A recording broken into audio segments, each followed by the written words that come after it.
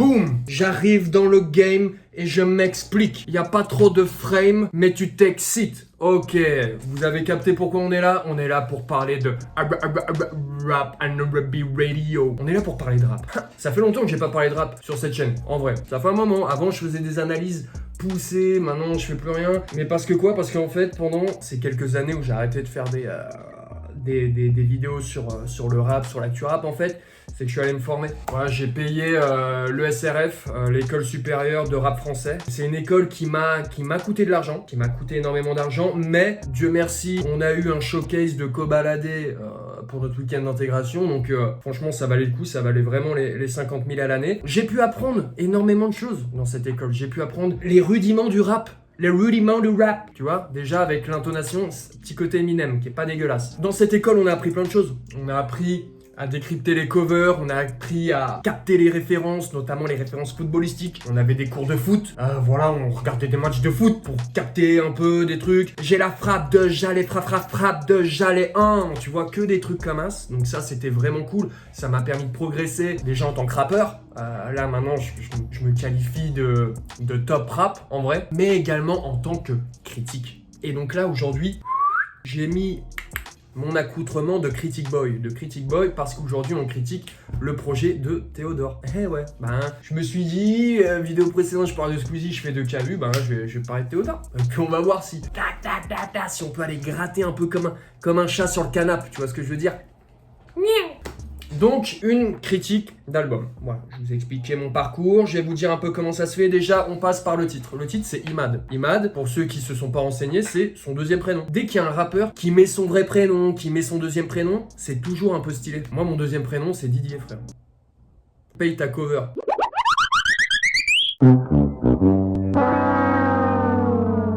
Moins stylé. Mais j'adore. Mais moins stylé pour un album de rap, je perds un peu en crédit, en crédibilité.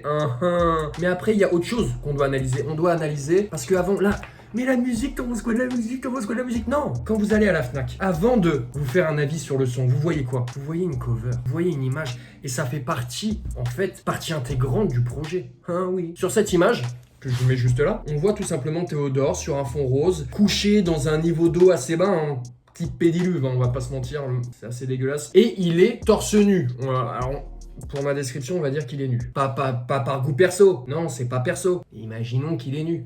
Qu'est-ce qu'elle veut dire, cette cover? Cette cover, pour rappel, je vous remets un peu dans le contexte, Théodore, il est sur un retour aux sources. Voilà, cet album, c'est un retour à ses racines, à ses origines. Théodore est d'origine béninoise. Et donc du coup, il a voulu retrouver un peu ses rythmiques, il a dit qu'il voulait retourner un peu sur ces terres qui sont en fait son origine finalement. Et qu'est-ce qu'on voit dans la cover? On voit un homme nu, dans un petit fond d'eau, avec un derrière rosé. Mesdames et messieurs, je vous le dis, Théodore sur cette cover n'est ni plus ni moins que dans un utérus. C'est ici que vous l'aurez vu en premier. Ce sera à lui de dire si c'est faux ou si c'est pas faux. Moi, pour moi, c'est la stricte vérité. Un homme nu dans de l'eau fond rose, un utérus. Parce que l'eau, c'est quoi? C'est ni plus ni moins qu'un peu de placenta. C'est du bon vieux placenta comme on n'en fait plus. Oui, parce que c'est là-dedans qu'on baigne. Pour rappel, la plaquée rose derrière, c'est ni plus ni moins que la peau du ventre. Il est dans le ventre de maman, bien sûr. Et il est nu, parce que dans un ventre, on est tout nu. Il a un petit collier, mais c'est un enfant icy, mon gars. Oui, il a sûrement oublié de l'enlever pendant le shooting, mais je suis sûr que c'est ça la symbolique. Parlons maintenant de la musique, alors que vous êtes pressés là. On avance étape par étape. La musique, ici, Théodore nous dit qu'il part sur des rythmiques type amapiano, un peu afrobeat. Voilà, c'est ça qu'il nous a dit. Moi, ce qui me fait beaucoup rire, c'est vraiment le terme amapiano, parce que c'est vrai qu'amapiano, c'est très très large. Afrobeat, encore plus, il y a énormément de styles de musique qui sont compris là-dedans. Là, sur l'album de Théodore, moi je trouve qu'on est clairement sur de la jungle deep wave, donc avec des rythmiques assez sympas, assez dansantes, mais aussi une profondeur de chant. C'est-à-dire que la mélo, si tu la suis pas, t'es tout de suite perdu. Jungle, bam, t'es perdu dans la jungle. Et cette jungle, elle est profonde, parce que si tu te perds, t'es perdu de ouf. Et wave, mon gars. parce que quand t'arrives à la suivre, tu te fais juste porter par le courant.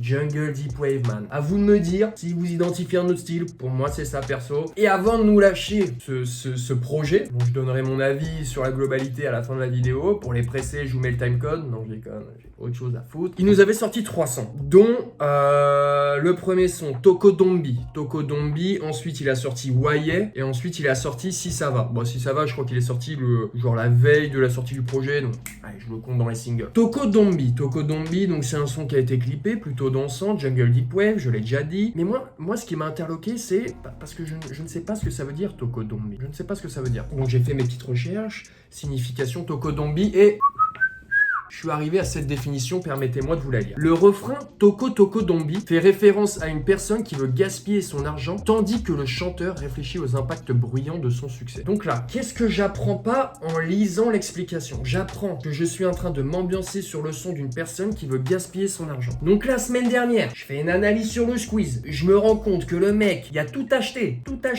Et là, on s'ambiance sur un mec qui nous dit clairement donnez-moi du bif, que je le gaspille. Sûrement dans des voitures, sûrement dans des bijoux. Et ça, c'est l'image rap, c'est tellement dommage. J'avais dansé, à première écoute, j'avais dansé. Et là, j'apprends ça, j'ai été dévaste.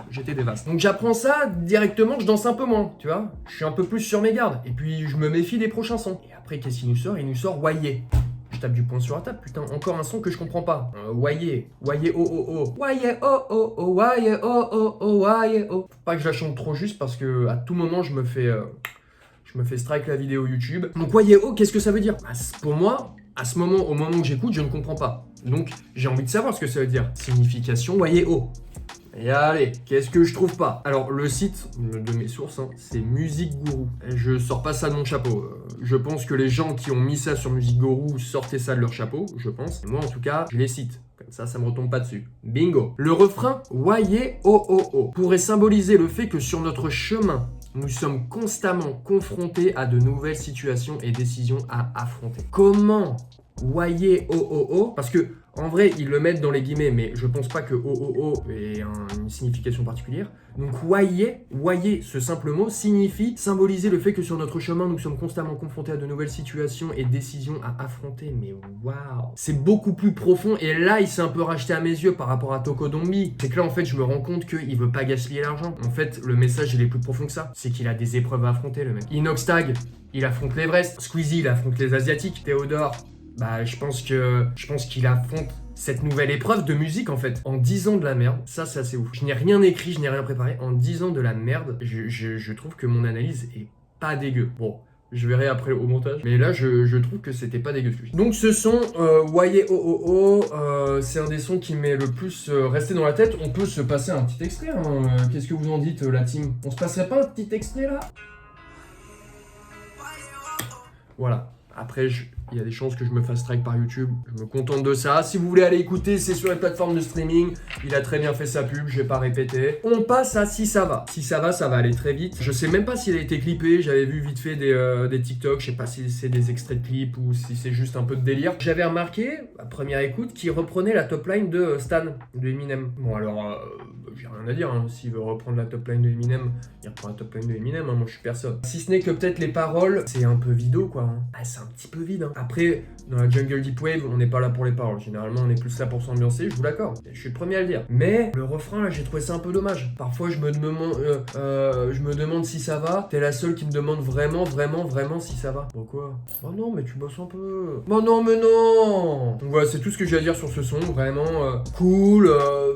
Les mélos sont toujours un peu sympas, sont toujours un peu catchy. Mais en fait, au bout d'un moment, dans l'album, la mélo ne fait plus tout. Tu me suis? À un moment, tu deviens attentif. T'écoutes. Et tu te rends compte que bon, c'est pas assez incroyable. Mais donc du coup, ça m'emmène sur les paroles globales du projet. Je vais, dans un premier temps, parler des références footballistiques. Et oui, parce que je vous ai dit que moi, à l'ESRF, on avait des cours foot. Les références footballistiques de ce projet sont catastrophique. Il y avait je balance tout comme Osimhen ou je jette tout comme Osimhen, un truc comme ça. Je fais tout la semaine et je jette tout comme Osimhen. Je jette tout comme Osimhen de quoi? Qu'est-ce qu'il jette Osimhen? Je dépense tout, il a même pas trop une réputation de gros dépensier le Osimhen. C'est un footballeur quoi. Mais dans ce cas-là c'est très facile. Mais donc celle-là je l'ai pas compris. Je suis blessé tous les jours comme Neymar. Ok, c'est pas pour ça qu'il est le plus connu. Là c'était vraiment caler du foot pour caler du foot. Ok, bon vas-y.